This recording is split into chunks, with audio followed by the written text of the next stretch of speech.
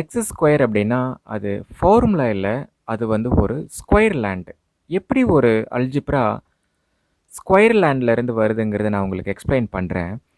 ஒருத்தருக்கு ஒரு பெரிய ஸ்கொயர் ஷேப்பில் ஒரு நிலம் இருந்துதான். தனக்கு எவ்வளோ லென்த் இருக்குது, தனக்கு எவ்வளோ பிரெத் இருக்குது அப்படிங்கிறது அவருக்கு தெரியாதனால தன்னுடைய ஏரியாவை வந்து எக்ஸ் ஸ்கொயர்னு அவர் வச்சுக்கிட்டார்.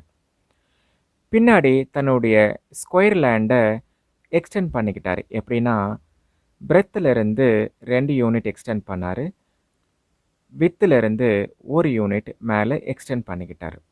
இப்போ இதே தான் ஆப்போசிட்லேயும் அவர் பண்ணார்.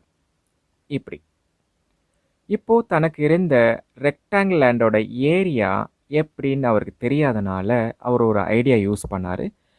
இதை 4 பார்ட்டாக அவர் பிரித்தார். எப்படின்னா தனக்கு ஏற்கனவே ஒரு ஸ்கொயர் லேண்ட் இருந்த மாதிரி மறுபடியும் அவர் இப்படி எடுத்துக்கிட்டார்.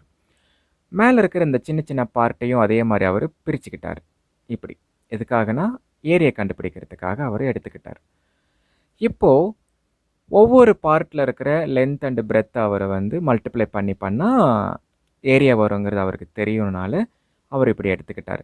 எக்ஸ் இன்ட்டு எக்ஸ் வந்து அவர் எக்ஸ் ஸ்கொயர்னும், மேலே இருக்கிற லென்த்தும் அண்டு பிரெத்தும் இதை வந்து மல்டிப்ளை பண்ணும்போது எக்ஸும், இந்த பார்ட்டை வந்து 2னும், இந்த பார்ட்டை வந்து 2x அவர் எடுத்துக்கிட்டார்.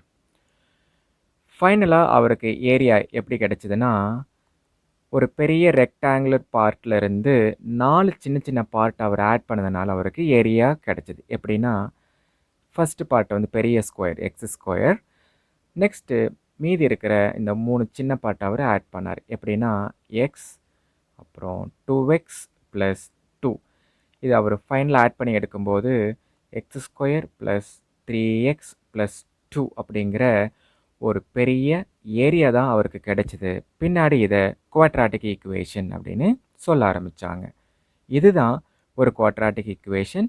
எப்படி ஒரு ஏரியா மாடலிருந்து வந்தது அப்படிங்கிற ரீசனே இதுதான் மேக்ஸில் யூஸ் பண்ணுறாங்க. நெக்ஸ்ட் எபிசோடில் இதோட டீப் மீனிங் பார்க்கலாம். தேங்க்யூ.